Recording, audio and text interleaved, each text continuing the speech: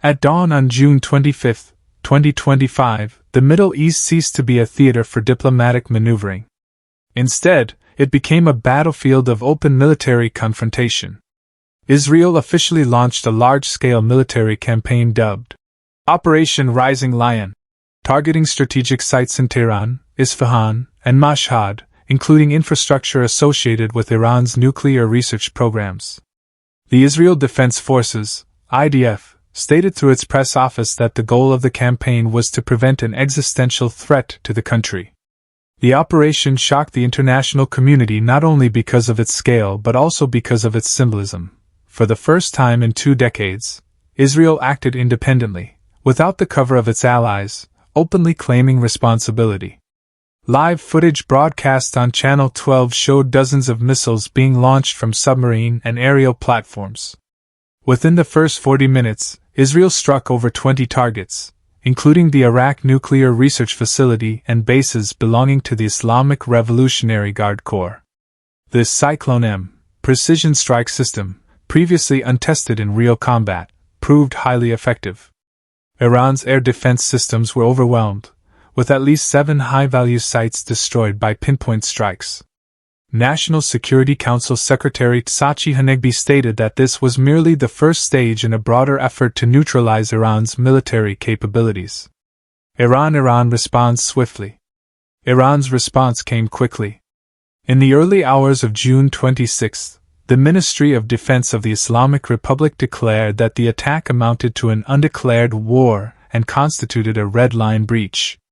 Supreme Leader Ali Khamenei convened an emergency session of the Supreme National Security Council, during which it was decided to activate the Sacred Account Response Protocol, a comprehensive strategy combining military and cyber retaliation. Chart decreasing markets panic amid regional turmoil. The events triggered widespread panic across the region. Shipping traffic through the Strait of Hormuz dropped by 47% within 24 hours, according to BLBG. Investors began rapidly withdrawing funds from oil-related stocks, fearing disruptions in supply. The price of Brent crude surpassed $100 per barrel for the first time since early 2023. Bomb shelters were activated across major Israeli cities, while a partial curfew was declared in central provinces of Iran. Classical building Arab states distanced themselves. Significant diplomatic shifts accompanied the escalation. Despite its strategic alliance with the United States, Saudi Arabia declined to support Israel's military action. In a statement released on June 26, the kingdom's Ministry of Foreign Affairs emphasized that any military intervention without a UN mandate constitutes a violation of international law. This stance was echoed by Qatar, Oman, and Algeria, indicating growing Arab skepticism toward Israel's escalation strategy. Warning intelligence, nuclear fears, and the trigger. Beneath the military action lies a deeper political context. Since early June 2025, Israeli intelligence had been observing suspicious activity at underground Iranian facilities in Qom and Sharaud, believed to be preparations for installing a new generation of IR-10 centrifuges, capable of enriching uranium to 90% purity at unprecedented speeds. This intelligence was later corroborated by a leaked IAEA report published by the Wall Street Journal on June 24, and is widely seen as the likely trigger for Israel's strike. Globe with Meridian's global community reacts. The international community, however, did not support Israel's interpretation. UN Secretary-General Antonio Guterres expressed deep concern and called for an immediate ceasefire. France, Germany, and other European allies of the US condemned the disproportionate nature of the Israeli strikes. Even the United Kingdom, a longtime Israeli ally, urged restraint to avoid a full-scale regional war. Global media outlets shifted to 24/7 coverage of the unfolding crisis. Headlines like, "Iran under fire, Israel strikes without hesitation," and "World on the brink," dominated front pages. In Tehran, hundreds of thousands of people took to the streets in support of the military, as the supreme leader addressed the nation and vowed revenge. At the right time, in the right place. Satellite U.S. involvement in question. Iranian intelligence began closely monitoring the movement of U.S. strategic assets in the region. According to Iranian news agencies, during the night of June 25 to 26, two B-1 Lancer strategic bombers based in Qatar were placed on high alert.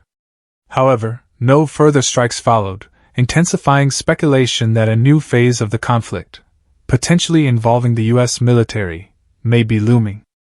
Endero conclusion: the conflict is far from over. Operation Rising Lion appears to mark not the culmination, but rather the beginning of a new chapter in the long-standing conflict. Hopes for a quick resolution are fading, and the region braces for what may come next. What was expected to remain a familiar exchange of missile strikes quickly escalated into something far more dangerous. The Middle East has now entered a phase of uncontrolled escalation, and the global consequences remain incalculable. Iran's response to Israel's Operation Rising Lion did not take long. On the evening of June 26, 2025, less than 24 hours after Israel's initial strike, Tehran launched Operation True Promise, the most massive and precise counterattack by the Islamic Republic in recent decades. A spokesperson for the Iranian General Staff officially confirmed the use of Sheikhan-class ballistic missiles, which had never been deployed in combat before. This move was not only a military retaliation but also a strategic message, demonstrating a shift in Tehran's approach to national defense. The Sheikhan missiles are known for their high precision and maneuverability in the final stage of flight, making them capable of evading advanced missile defense systems such as Israel's Iron Dome and the American THAAD.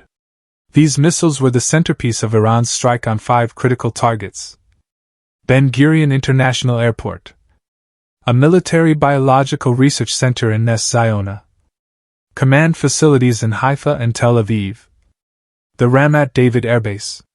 According to Al Mayadeen, 3 missiles struck near Ben Gurion Airport, temporarily halting all civilian flights. Videos circulating on social media showed panicked evacuations, explosions in terminal areas, and thick black smoke rising over runways. Israel's Ministry of Transport was forced to suspend international flights indefinitely. Drone wave follows missile barrage. Following the ballistic strike, Iran launched a wave of drones, including Shahed 2138 and Shahed 3 models. These were directed at Israel's energy and telecommunications infrastructure. One drone strike hit a power plant in Ashkelon, causing blackouts across the western part of the country. This phase of the attack was particularly revealing. The war was no longer limited to military targets. It now aimed at disrupting everyday civilian life. "We can wipe out their infrastructure in hours," Iran's warning.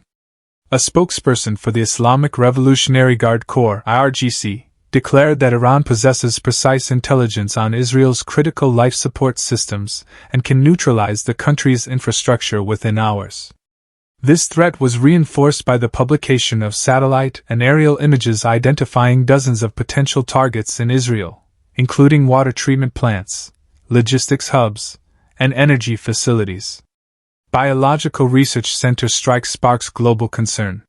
One of the most controversial moments of the operation was the strike on the Israeli Biological Research Center in Nes Ziona. In a special statement, Iran's Ministry of Foreign Affairs alleged that the facility was being used for covert development of biological weapons. While these accusations have not been confirmed by international organizations, the narrative gave Tehran a significant moral and political advantage across the Arab and Muslim world, particularly in the context of the ongoing information war. State of emergency declared in Israel. In response, Israel declared a state of emergency, mobilized reserve forces, and activated defensive protocols nationwide. The situation remains tense, with observers warning that the region is now teetering on the brink of a wider, long-term conflict.